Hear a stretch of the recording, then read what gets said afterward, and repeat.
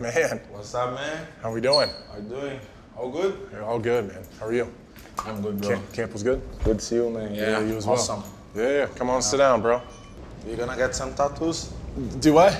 Not this time. Not this time.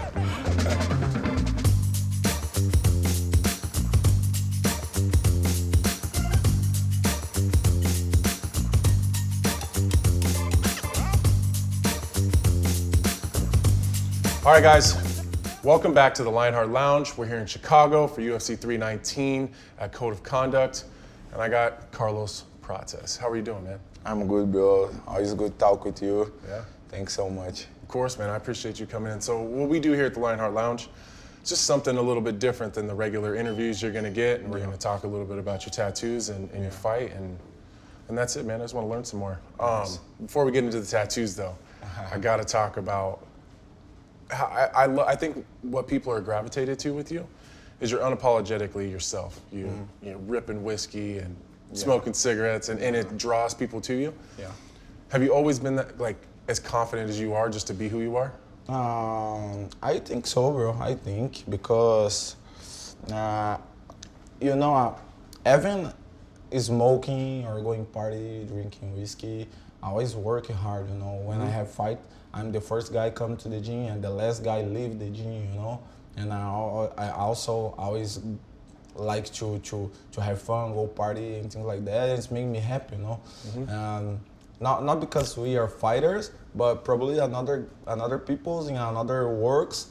If they not happy, they don't wanna work well, Right. So I think with me it's the same. So if I stay home and I don't go party or something like that, my week gonna be like a little bit sad and I don't gonna be motivated, Right. Yeah. In Kansas City, I was in my room, in my hotel room, and it was my retirement fight, and you're there. And I've just been a big fan of your guys' whole team, and it's cool watching how tight you guys are. But I was looking out my window, and I'm kind of just, I guess, thinking about my own career and all the years I spent doing this thing, and I see you outside, and you're with your team, and you guys are just happy, and you're smoking cigarettes. And I remember thinking, that's why I'm leaving. Like, watching, like, your generation of guys come up, like, I can't hang with the young people. This guy's down here smoking cigarettes. He doesn't care about any of this stuff. He just wants to fight. That's when it was one of those moments where, like, all right, it's time for me to get out of here and let people like you kind of take over. So I think I don't know, I think it's cool that some of the older guys even are like, all right, that guy's the real deal. Yeah, I was just happy that we do what we have to do, And then after that, you just live your best life, happy, but also hard work. Yeah. For sure. So let's talk about your tattoos a little bit. How old were you when you got your first tattoo? No, I think my first tattoo was like 17 years old. Yeah, I was like Muay Thai on my chest. Yeah. And at the time, like, my mom didn't know. Yeah, and think she saw like 3 months after. You hit it for 3 months? Yeah. She was on the garden, give water to the flowers. And then I passed by the garden, and my mom was kidding with me and dropped water on my face, and I was with white shirt. And then she saw the tattoo, She got really mad, really angry. Was she mad? Yeah. Oh no. Yeah. But now it's okay, Like until my 20 years old, I back home with a new tattoo, and my mom like, oh, I don't know why you wanna hurt your body, and things like that. But now everything's okay. Good. Yeah. What do you think is your most meaningful one? Do you have one that means the most to you or represents something? Some of them, yeah, but some of them I just like, here's the name of my mom, and my chest is Muay Thai. Is like my favorite combat sport. My favorite sport soccer, but if you talk about combat sports, my favorite one is Muay Thai. On my arm also is like represent when I was child. I was like doing how can I say little bit trouble, And then like one life, one chance, and then I got my chance to change life, and then I come to Vegas fighting UFC, you know, like It's like a story. yeah. Yeah, you're telling a story. Yeah. So Muay Thai is how you got your start. Yeah. So I feel like a lot of the older, like kind of more legendary Muay Thai fighters live a very similar life to you.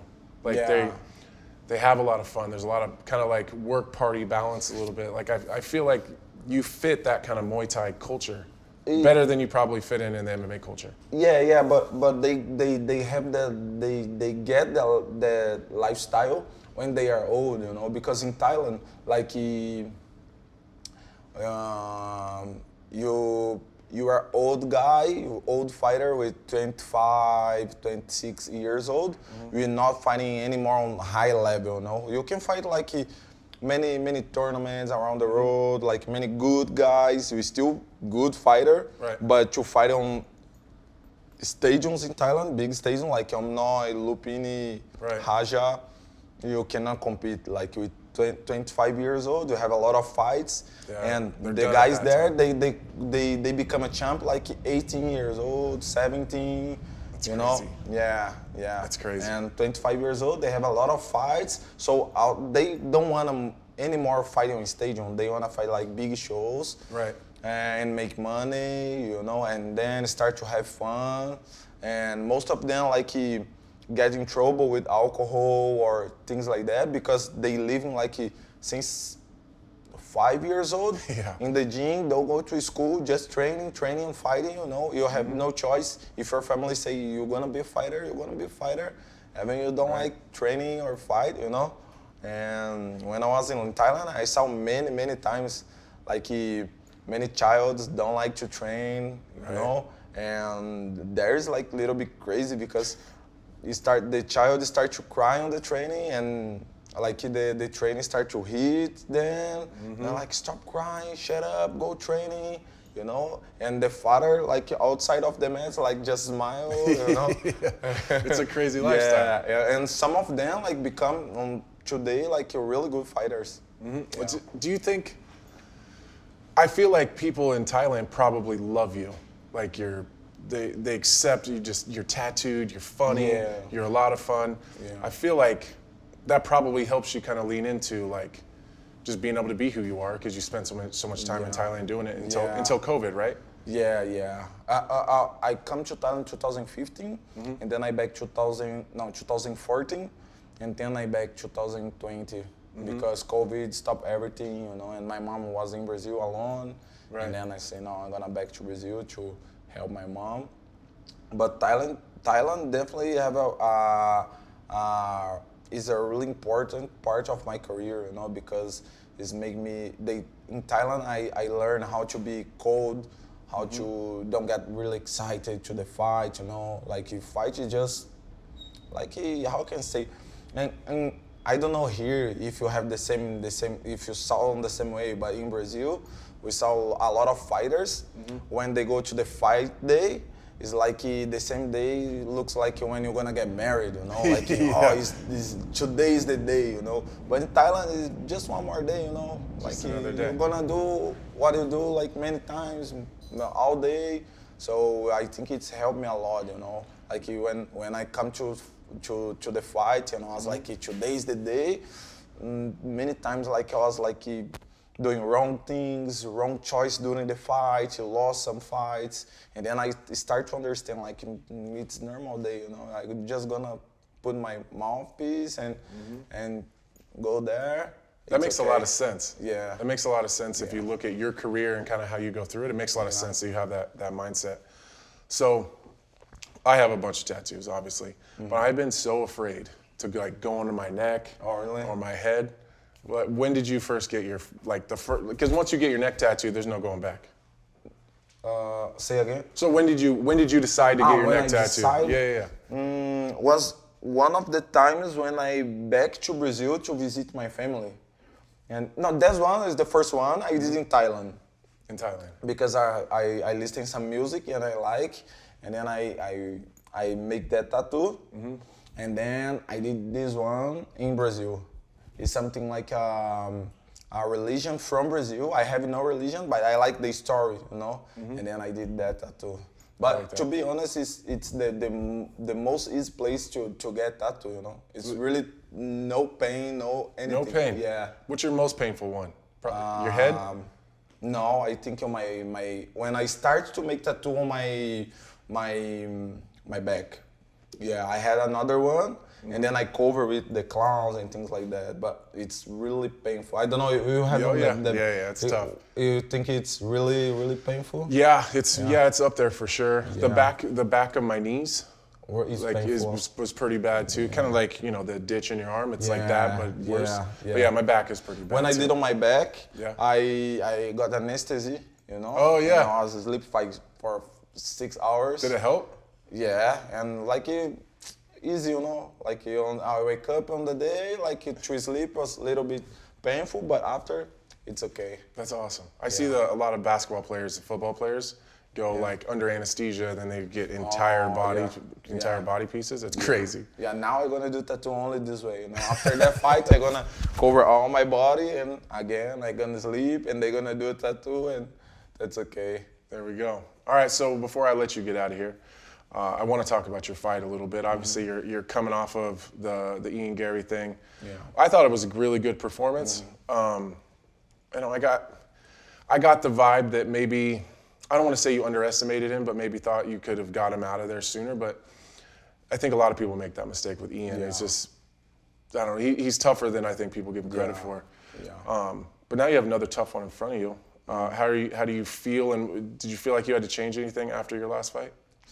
I think so. I think, when I fought Ian, I was like, I'm not listening too much my coach, I was like really confident, like 5 rounds, okay, so at some moment I'm gonna hit him and I'm gonna knock him out, And also my grappling, like I'm a really good grappler, bro. I'm now. Yeah, we remember we had the same locker room. Yeah, so I remember watching you train Yeah, and thinking, wow, he's really good on the ground. Yeah, I'm BJJ black belt. I to be honest, today I train more grappling than striker, And I don't know, I just don't lose during the fight, But many moments after I saw the fight with my coach, and they show me like, why you let him go, If you grab him and put him on the ground, like stay 1 minute on top, maybe you can get a win on the round and it can change the fight, So it's small details, small mistakes make difference on the end of the fight, So I think my mind is a little bit more open, right? And I'm down to win the fight, Not only knock him up or he go to the ground and I say like, get up, like, Now because we are on really high level, Yeah. So now it's different. You have to win. You don't have to think about only knockout, good performance. Of course, good performance is really good. Get the bonus is really good, But it's more important to win than get some bonus. Right. Yeah. Well, and you're in a really good position, I think, in the division. You might be 1 or 2 wins away from being right there in that conversation. Yeah. So really, you just focused on a win. You think that's the biggest change? Maybe not so much entertaining, but really just focused on getting the win. Yeah, that's the right word. Like not too much entertaining. Like you only think about knockout and people make it like crazy. No, I just think about win. If I need to go take down, if I need I don't care. I just gonna win. Of course, my favorite way is hurt my opponent and knock him out. But sometimes get that extra 50 G's for some more tattoos. Yeah. There we go. Yeah. All right, man. Well, I appreciate you coming and hanging out. Thank you, bro. Best of luck this weekend. I'm a huge fan, so Thank you. I'm looking forward to seeing you fight, my friend. Thank you. Thanks so much, Thank bro. you. Thank you.